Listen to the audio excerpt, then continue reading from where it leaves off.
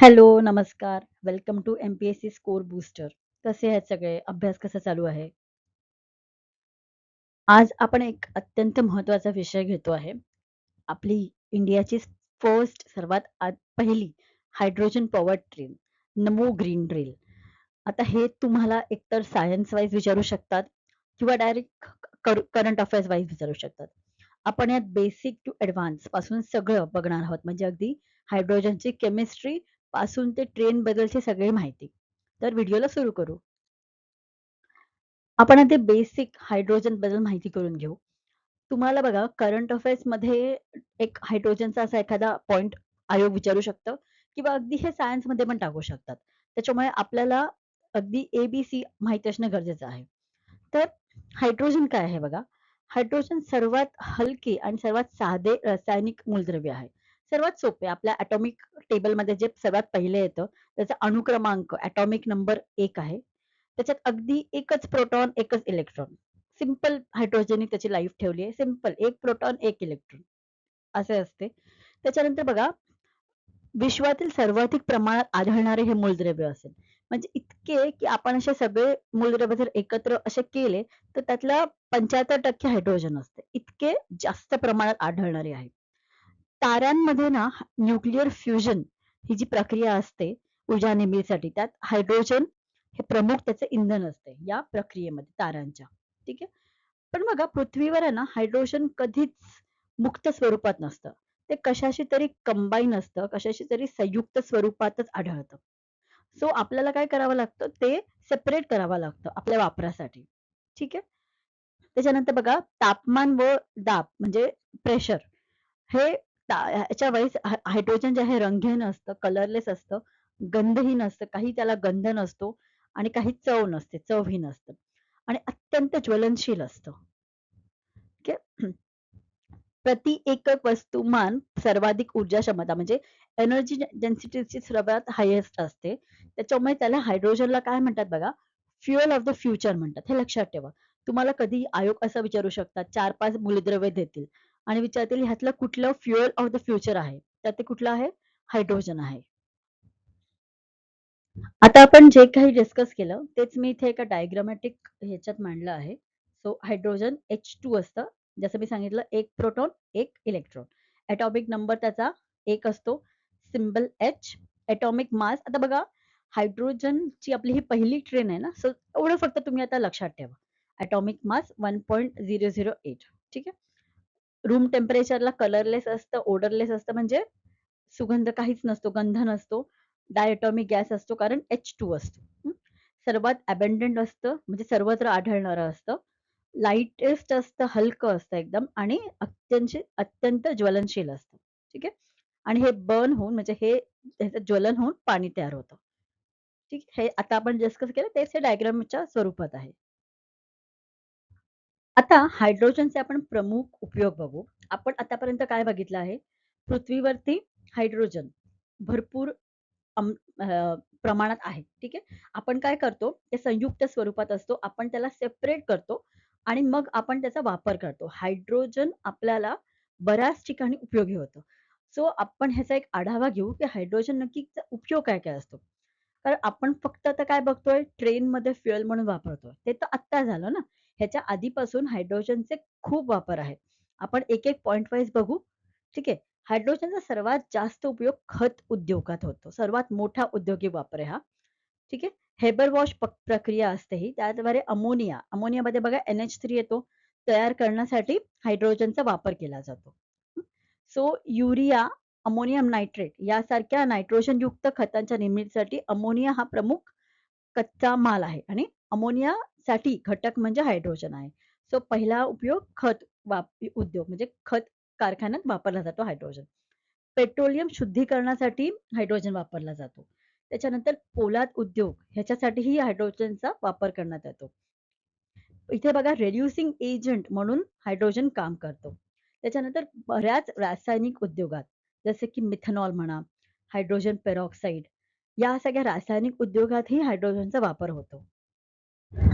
त्यानंतर बघा अन्न उद्योग ह्यातही हायड्रोजन वापरला जातो. बेसिक आपलं स्टेट बोर्डचं सायन्सचं पुस्तक आहे बघा. त्याच्यात हा आपल्याला हे आपण शिकलोय 7वी-8वी मध्ये हायड्रोजनेशन. हायड्रोजनेशन करून ना वनस्पती तूप तयार केले जाते. यात या प्रोसेसमध्ये हायड्रोजनचा वापर होतो.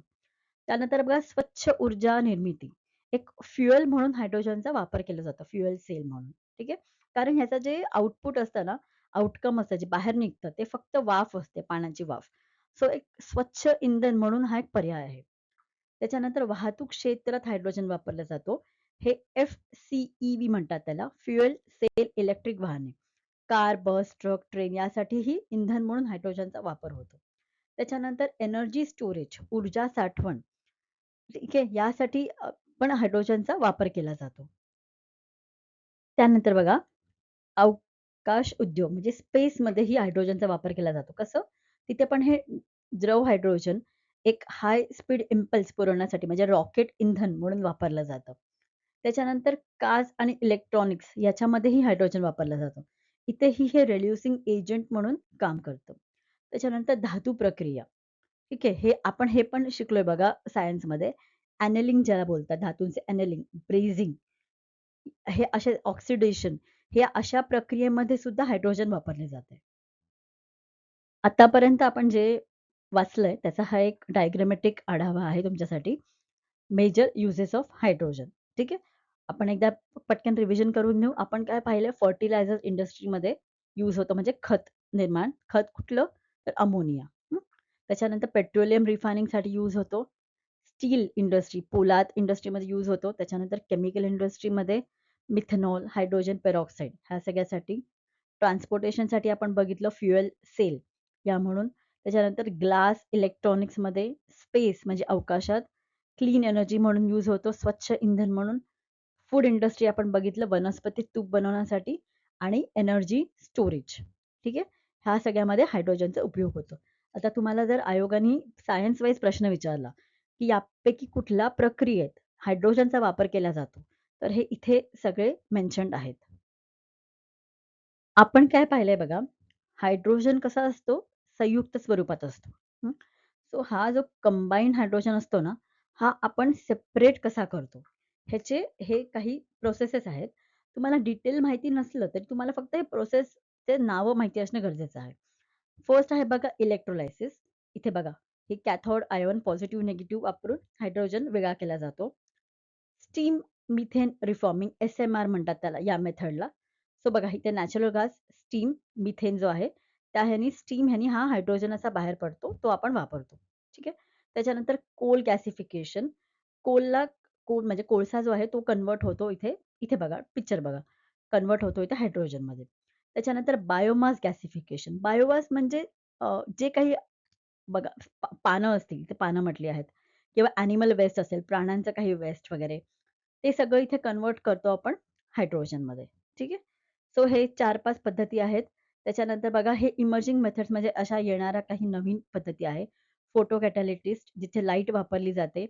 काही बायोलॉजिकल प्रोसेसेसनी पण हे केलं जातं आणि थर्मोकेमिकल वॉटर स्प्लिटिंग या साऱ्या अशा प्रोसेसेस आहेत, जिथून आपण हायड्रोजन जे कसं असतं संयुक्त असतं म्हणजे कंबाइंड असतं, ते आपण सेपरेट करतो यूजसाठी. आता सर्वात महत्त्वाचा मुद्दा लक्षात घ्या. इथे आयोग 100% येणार. आता जे तुम्ही न्यूजमध्ये बऱ्याच वेळा वाचत असाल, ग्रे हायड्रोजन, ब्लू हायड्रोजन आणि जास्त करून ग्रीन हायड्रोजन. हे काय आहे बघा. तर हे हायड्रोजनचे कलर नाही आहेत. आपण आता ज्या प्रोसेस बघितल्या ना, परत एकदा सांगते बघा. हायड्रोजन कसा असतो? कंबाईंड असतो, संयुक्त असतो. त्याला आपल्याला सेपरेट करून वापरावं लागतं. तर या ज्या सेपरेट करायच्या प्रोसेस आहेत, ज्यामुळे आपल्याला हायड्रोजन आपण बाकीच्या धातूंपासून सेपरेट करतो, त्या प्रोसेसेसची ही नावं आहेत. म्हणजे ग्रे, ब्लू आणि ग्रीन हायड्रोजन हे हायड्रोजनचे कलर नसून हे या प्रोसेसेसला दिलेली नावं आहेत. ठीक आहे. हे एकदम बेसिक क्लिअर करून घ्या. आता आपण एक-एक बघू. असं का? Grey, grey hydrogen. बघा आपण आहे ना काही जिथे डाऊट असेल ना, आपण तिथे नेहमी शब्द वापरतो ग्रे एरिया. तसं आहे ग्रे हायड्रोजन. तर असं का? बघा नॅचरल गॅस पिक्चरमध्ये बघा. नॅचरल गॅस ठीक आहे. इथे नॅचरल गॅसमधनं काय होतं SMR टेक्निक आपण जी मागे पाहिली स्टीम मिथेन रिफॉर्मिंग टेक्निक मधून हायड्रोजन सेपरेट केला जातो. इथे हायड्रोजन आला. ठीक आहे. हा कसा सोर्स कसा बसायचा स्टीम मिथेन रिफॉर्मिंग मधून. ठीक आहे. आता ह्याला काय होतं माहिती आहे, की ह्याच्यात खूप सारं कार्बन डायऑक्साईड बाहेर निघतं. त्याच्यामुळे हे पर्यावरणासाठी इतकं चांगलं नाहीये. पण एस-एम-आर टेक्निक किंवा ग्रे हायड्रोजन जी आहे ना, ही प्रोसेसच आता सध्या मोस्ट कॉमन आहे, जी आता जास्त वापरली जाते. हं. म्हणून ह्याला ग्रे हायड्रोजन बोलतात. आयोग तुम्हाला हेही विचारेल, ग्रे हायड्रोजन का म्हणतात? कारण की ज्याच्यातनं कार्बन डायऑक्साईड बाहेर निघतो आणि तो पर्यावरणासाठी घातक आहे. ठीक आहे.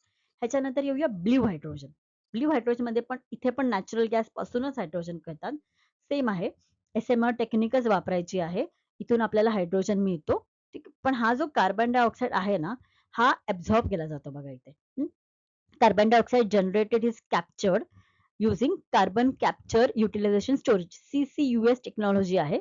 त्याच्यात हा जो कार्बन डायऑक्साईड येतो आहे ना, तो ॲब्झॉर्ब केला जातो. सो काय होतं, हा पर्यावरणात जात नाही. हं. हा स्टोअर केला जातो, कॅप्चर केला जातो. सो ग्रे हायड्रोजनपेक्षा ब्लू हायड्रोजन पर्यावरणासाठी बरा आहे. ओके. ठीक आहे. सो ह्याला म्हणतात ब्लू हायड्रोजन. इथपर्यंत क्लिअर?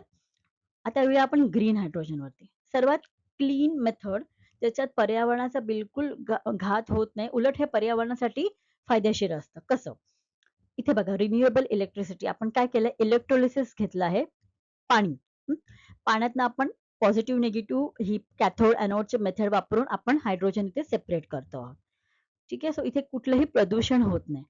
काय करतो आपण इलेक्ट्रोलिसिस ऑफ वॉटर करून इलेक्ट्रिसिटी जनरेट करतो आहोत आणि त्यांनी आपण काय करतो हायड्रोजन सेपरेट करत आहोत. ठीक आहे. इथे काहीच कार्बन एमिशन होत नाही. सो ह्याला सर्वात क्लीनेस्ट फॉर्म ऑफ हायड्रोजन म्हणतात आणि हा आहे ग्रीन हायड्रोजन. आता आपण येऊया करंट अफेअर्सच्या मुद्द्याकडे. बघा डिझेल विना प्रदूषण विरहित धावणार हायड्रोजन रेल्वे देशातील पहिला प्रयोग होणार आहे कुठे? हरियाणा इथे. ठीक आहे. आणि हरियाणा इथे कुठे हेही तुम्हाला माहिती पाहिजे. तर बघा देशातील पहिली पूर्ण स्वदेशी बनावटाची हायड्रोजन रेल्वे हरियाणातील जिंद सोनापेट मार्गावर धावणार आहे. ठीक आहे. हे तुम्हाला जागाही माहिती पाहिजे. या पलीकडे हे फॅक्ट्स लक्षात ठेवा. 2600 प्रवासी क्षमता असेल याची. ताशी वेग आहे 75 किलोमीटर. 2400 किलोवॅटची ऊर्जा क्षमता. ठीक आहे. आणि आपलं उद्दिष्ट आहे 2030 पर्यंत शून्य उत्सर्जन उद्दिष्ट आहे आपलं. या डायग्राम मधील तुम्हाला हे पॉइंट्स माहिती पाहिजे. त्याच्यानंतर पूर्ण स्वदेशी बनावटीची आहे. पूर्णपणे ही आपण जी टेक्नॉलॉजी बनवली आहे ती पूर्णपणे स्वदेशी आहे. आता आपण द हिंदू मधले काही पॉइंट्स बघू. सो हायड्रोजन आपली इंडियामधली पहिली हायड्रोजन पॉवर ट्रेन ह्याचं नाव काय असेल? नमो ग्रीन ट्रेन. ठीक आहे. आणि ही कुठे धावणार आहे? जिंद सोनपीट मार्ग जो हरियाणामध्ये आहे आणि हा जो पूर्ण ट्रॅक आहे ना हा 89 किलोमीटर आहे. हं. त्याच्यानंतर टेक्नॉलॉजी ही जी आहे त्याच्यात काय काय होईल बघा. हायड्रोजन प्रोपल्शन टेक्नॉलॉजी आहे ही. रिफ्युएलिंग सिस्टम म्हणजे ना ही ट्रेन स्वतःच स्वतःचं फ्युएल बनवते म्हणून ह्याला अशी म्हणजे एक सायकल म्हणा ना अशी ही रिफ्युएल होत राहते. ठीक आहे. सेफ्टी स्टँडर्ड्स आपण ह्याच्यात फॉलो केले आहेत. ऑपरेटिंग प्रोसिजर आणि मेंटेनन्स. आपली इंडिजिनियस आहे, स्वदेशी बनावटीची आहे. पूर्ण डिझाइन आणि डेव्हलप आपण इंडियामध्ये केली आहे. Research design standard organization RSRDSO यांनी हे सगळे टेक्निकल स्पेसिफिकेशन्स केलेले आहेत. त्यानंतर बघा अजून काही पॉइंट्स. या ट्रेनमध्ये 10 कोचेस म्हणजे 10 डबे असतील. त्यातले 2 हायड्रोजन ड्रायव्हिंग पॉवर कार्स म्हणजे इंजिन डबे म्हणा आणि 8 ट्रेलर कोचेस असे असतील. ठीक आहे. आता एवढं डिटेलमध्ये नाही केलं तरी चालेल. मेन पॉइंट्स एकदा फक्त बघून घेऊ. स्पीड ह्याची 75 kilometre per hour. Design speed 110 केलेली आहे. वर्किंग मेकॅनिझम हे मी तुम्हाला पुढे एका डायग्राममध्ये चांगलं दिलं आहे. पण फक्त लक्षात ठेवा. Proton exchange membrane fuel cells हे ह्यावरती या मेकॅनिझम वरती ही ट्रेन चालत आहे. ठीक आहे. नंतर हायड्रोजन स्टोर्ड असेल आतमध्ये ऑनबोर्ड असेल जो इलेक्ट्रोकेमिकली विथ रिॲक्ट करेल ऑक्सिजन सोबत. ठीक आहे. त्याच्यानंतर लिथियम आयर्न फॉस्फेट बॅटरीज असतील. एन्व्हायरमेंटल सिग्निफिकन्स पर्यावरणासाठी कशी उपयोगाचं आहे तर एक बाय प्रोडक्ट म्हणून काय येणार आहे तर वाफ येणार आहे, वॉटर वेपर येणार आहे आणि हीट येणार आहे. बस ह्याच्या पलीकडे ह्याचे काही बाय प्रोडक्ट नाहीयेत. त्याच्यानंतर स्मोक नसेल. ठीक आहे. टेल पाईप मधनं कार्बन एमिशन नाही होणार. हं. आणि हे लक्षात ठेवा. आता अशा कंट्रीज, अशा देशांसोबत आपण जॉइन झालो आहोत, जिथे हायड्रोजन पॉवर ट्रेन आहेत. जर्मनी, जपान, चायना आणि US. याच्यानंतर आपण इथे या देशांच्या लिस्टमध्ये आपण ॲड झालो आहोत. आता आपण जे काही डिस्कस केलं त्याचा हा डायग्राम आहे बघा. आपण काय बघितलेलं? Jind city to Sonipat. हं, हा मार्ग आहे. आता एवढं डिटेलमध्ये लक्षात ठेवू नका. फक्त ही कुठून ते कुठे फक्त लक्षात ठेवा. 12 स्टेशन्स, ओके. डिस्टन्स हा मार्ग जो आहे तो 89 किलोमीटर आणि ट्रेन ट्रॅव्हल टाईम जो असेल हा 2 तासाचा आहे. जास्तीत जास्त speed 120 kilometre per hour. Operational speed आहे 75. ठीक आहे. ट्रेन टायमिंगवर हे टोटल या सीट्स असतील एवढ्या याच्यात 10 कोचेस आपण आता बघितले. कार्बन डायऑक्साईड एमिशन 0 असणार आहे. पॅसेंजर कॅपॅसिटी म्हणजे किती पॅसेंजर बसू शकतात तर 2600 आणि त्याची पॉवर असेल 2400 किलोवॉट. हं. एवढं डिटेलमध्ये सांगण्याचं कारण देशातली पहिली ही गोष्ट आहे अशी आणि हे ना बऱ्याच न्यूजपेपरमध्ये आलेलं आहे. म्हणजे हे एक्सप्रेसचं आर्टिकल आहे. सो काहीच नाही सुटायला पाहिजे या उद्देशाने मी हे कव्हर केलं आहे. आता ह्या ट्रेनमध्ये हायड्रोजन आता ट्रेन बघा, एक ट्रेन जी आहे ती आपल्याला पळवावी लागणार आहे, धावावी लागणार आहे. ठीक आहे. सो काय होणार एक्झॅक्टली ह्याचं हे सिंपल एक डायग्राम आहे. Step 1 hydrogen storage. बघा हे ना सिलेंडर दिसतंय तुम्हाला या पिक्चरमध्ये. तर या सिलेंडरमध्ये ना एक अगदी हाय प्रेशरमध्ये हायड्रोजन भरलेलं असेल. ठीक आहे. आणि हा जो डब्बा आहे ना, हा ट्रेनमध्येच असेल. म्हणजे एक कंपार्टमेंट असेल, तिथे हाय प्रेशर हायड्रोजननी भरलेले असे सिलेंडर असतील. हं. स्टेप 2 मध्ये काय होणार बघा. आता हे नाव लक्षात ठेवा तुम्ही. Proton exchange membrane. इथे काय होणार, याच्या आतमध्ये म्हणजे ही प्रोटॉन एक्सचेंज मेम्ब्रेन आहे. याच्या आतमध्ये काय होणार बघा, ऑक्सिजन येतो हवेतून. सो हायड्रोजन कंबाईन होणार. हा जो अ, आपण बघितले इथे जे हायड्रोजन स्टोअर केलेला आहे, तो ह्याच्यासोबत कंबाईन होणार ऑक्सिजन सोबत आणि ती प्रोड्यूस करणार इलेक्ट्रिसिटी. सो स्टेप 3 मध्ये होणार इलेक्ट्रिसिटीचं जनरेशन. द केमिकल रिएक्शन ही जी होणार, त्याने काय होणार, इलेक्ट्रिसिटी निर्माण होणार, जी ट्रेनला धावण्यासाठी मदत करणार. त्याच्यानंतर स्टेप 4 मध्ये ही इलेक्ट्रिसिटी जी आहे, ही काय करणार, मोटर हलवणार म्हणजे पळवणार. त्यात आणि स्टेप 5 मध्ये त्याचे बाय प्रॉडक्ट असणार आहेत, वॉटर वेपर म्हणजे वाफ आणि हीट. त्यानंतर अजून काही माहिती बघू. आपण आता काय पाहिलेलं मागे, की आपण काही कंट्रीज आहेत, काही असे देश आहेत, जे ऑलरेडी हायड्रोजन ट्रेन वापरत आहेत. सो त्या ग्रुपमध्ये आपण आता जॉइन झालो. सो तुम्हाला आयोग इथे एक प्रश्न विचारू शकतो. ठीक. सो जगातली पहिली हायड्रोजन पॅसेंजर ट्रेन जर्मनीमध्ये आली आहे. कधी? 2018 ला. तर जगात पहिली जर्मनी. ठीक. नंतर यूएस 2025 पासून, चायना 2019 पासून सुरुवात आहे याची. हं. नंतर जपान आणि इटली. ठीक आहे. हे बाकीचं लक्षात नाही ठेवलं तरी चालेल. कुठले कधी प्रश्न हे आहेत, हे वर्ष आहेत. तुम्ही फक्त जगात पहिली असेल तर जर्मनी एवढं लक्षात ठेवा. हे द हिंदूचं एक खूप चांगलं आर्टिकल आहे. खूप माहिती आहे ह्याच्यात. तुम्हाला इथे वाचायला प्रॉब्लेम होत असेल, तर मी हेच अगदी सिंगल स्कॅन केलेलं आर्टिकल Telegramवर टाकते आहे. एकदा हे वाचून घ्या कारण टॉपिक महत्वाचा आहे. टाइम्स ऑफ इंडियाचं आहे सॉरी. सो एकदा तुम्ही हे वाचून घ्याल. यासोबत तुम्हाला लक्षात ठेवायचे आहेत 2 स्कीम्स. हं. एक नॅशनल ग्रीन हायड्रोजन मिशन. कधी आली आहे? जानेवारी 2023 ला. मिनिस्ट्री कुठली आहे? New and renewable energy. यांचं टार्गेट आहे 2030 पर्यंत 5 मिलियन मेट्रिक टन हायड्रोजन बनवायचा दरवर्षी. ओके. त्या पलीकडे 125 गिगावॉटचा ॲडिशनल रिन्यूएबल एनर्जी आपल्याला बनवायची आहे. ठीक आहे. आणि फॉसिल फ्युएल्सवरती जे आपलं डिपेंडन्स आहे ते कमी करायचं आहे. हं. यानंतरची स्कीम आहे हायड्रोजन फॉर हेरिटेज स्कीम. ही नॅशनल ग्रीन हायड्रोजन मिशनचाच पार्ट आहे आणि इम्प्लिमेंटिंग ह्याची मिनिस्ट्री एक रेल्वेज आहे आणि ह्याच्यासोबत रिन्यूएबल एनर्जी दोन्ही आहेत. ठीक आहे. आता बघा ह्यांचं काम काय आहे? आता ह्याची फिजिबिलिटी म्हणजे आपण आता हे जे बोलतो आहे, असं-असं करायचं आहे. ते कुठपर्यंत शक्य होणार आहे आणि कसं शक्य होणार आहे? ही टेक्नॉलॉजी, हे सायन्स वगैरे हे सगळं बघण्याचं काम ह्यांचं आहे. हायड्रोजन फॉर हेरिटेज स्कीमचं. या स्कीम तुम्हाला 2 लक्षात ठेवायच्या आहेत. Thank you so much. अभ्यास करत राहा, रिव्हिजन करत राहा. ते जास्त महत्त्वाचं आहे. All the best. भेटू आपण लवकरच.